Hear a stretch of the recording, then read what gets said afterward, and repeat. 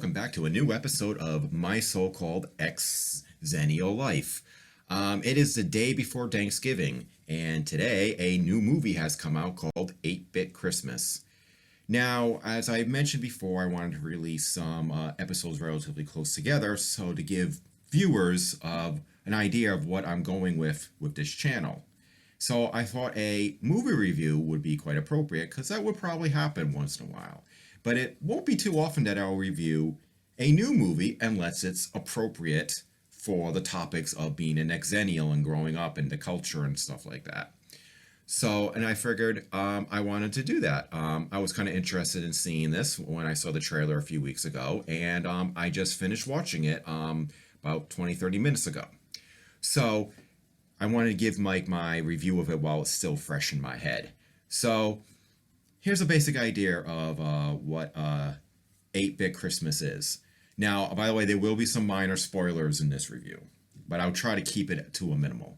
So anyway, it stars Neil Patrick Harris, who some of you might remember from How I Met Your Mother, but being a true Xennial, I remember him from Doogie Howser, MD. He plays a father who is telling his daughter a story about the late 80s of when he was trying to get a Nintendo for Christmas. So that's the basic idea. It's kind of like a Christmas Story. They had a little bit of like a National Lampoon's Christmas Vacation. You know, I would say it definitely had a lot to do with A Christmas Story. I actually would almost say kind of ripped it off, but with his own like nostalgic vibe to it and everything, 80s nostalgic vibe. Having said that, I actually enjoyed the movie. It had a lot of heart. There was a few scenes that made me laugh, but there was a lot of jokes that didn't really make me laugh. But there was a couple times I did laugh, you know. So some of the jokes kind of fell flat, and some of it didn't. One thing I liked about the movie was I personally find that it was accurate on how a person in modern times is talking about something from their past. We all know, like when I was growing up, you know, how many people had those, grandfather or grandmother who was like, you know, when I was younger, I had to walk to school 5 miles uphill both ways in 10 feet of snow. It was kind of like he was kind of like doing that so he would over exaggerate, maybe be forgetful of certain things, and spices up the story, you know, kind of like when you caught a fish, and then years and years and later, as you talking about it, gets bigger and bigger and bigger in your storyline to a point where 20 years from now you're talking about catching a fish that was 5 feet big, and it was kind of like that. And people do that. I do that a little bit. I try not to, but we all kind of over exaggerate because our memory, we are talking like the 80s now is over 30 years ago or 40 years ago, getting old. So I mean, the movie we found out takes place in 1988. I would have been 9 at the time, so we're getting up there in years. So it was I like that part. I like that aspect. It was like I found that to be quite accurate because I do think people do that. Now, how did it portray the 80s? It brought back I like some of the music. It kind of like, I remember that song. And there were certain aspects that they showed that brought me back. Like blowing into a Nintendo cart to get it to work. Another thing that brought back memories is I do remember this happened in the movie, but where the kids were just waiting to see if school was canceled from snow.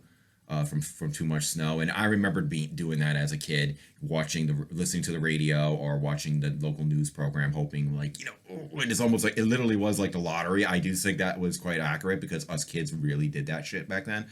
In terms of like 80 references, I find that there was a lot of it, sometimes a bit too much. Some of the rhymes and some of the tropes, the schools tropes and stuff like that.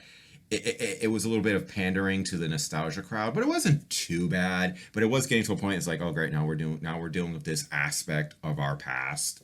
I did have this one aspect of the story. There was these spoiler here, but there was this aspect where the parents were complaining about video game violence. and so they were protesting and stuff like that. I personally don't remember any of that going on. I remember that more so being in the 90s with like games like Doom and Mortal Kombat when those came out. I don't really remember that being in the late 80s. I do think some people were complaining about, maybe not be good for kids and stuff like that, and maybe, watching too much of it. But I personally don't remember that. But to be fair, it wouldn't have mattered with my parents because in the movie there was a kid who can watch rated, whose parents allowed him to watch rated R films, and I was one of those families where was allowed to watch rated R films. So if even if the video game was violent, and my parents wouldn't have cared anyway, because I did get a Nintendo myself too, so it was kind of cool, like seeing Nintendo. Um, so that was kind of cool. I wish I still had my Nintendo, but I didn't get it for Christmas. I'm pretty sure I got my Nintendo for like when it was like my birthday or something, like a couple years after it was out and stuff. And I should also mention, they didn't just deal with like Nintendo, there was, like I said, a lot of nostalgia stuff going on. They're just kind of throwing it all in. It was also dealing with stuff about, again, minor spoiler, Cabbage Patch Kids. And, but I will say this, it was more of, a spoof and satire of the 80s. A lot of it was just like really, the style, how people behave, the cliques in school and stuff like that. It was just more of like a spoof. This is more like, it wasn't like ripping on the 80s, but definitely was kind of playfully jabbing at the 80s, so it was pretty cool. I very much enjoyed it. I'm glad I saw it, but I wouldn't say it was one of those movies that I would watch again. I mean, like I said, it had heart. I felt like it had heart. It really had a nice sort of heartfelt message to it in the long run, which is, if it's a Christmas movie and you've seen 1,000 Christmas movies, you can probably guess what that heartfelt message is. The true, give you in the true meaning of Christmas type crap. So it's not like it's like, creative in that aspect, but it did have heart. I liked Neil Patrick Harris. I mean, I think he's a really funny guy. Some of the other actors and actresses were pretty good. Not all of them. Some of the kids, the main kid, whose name I'm not blanking off the back of my head right now. I didn't hate him, but I didn't say I liked him either.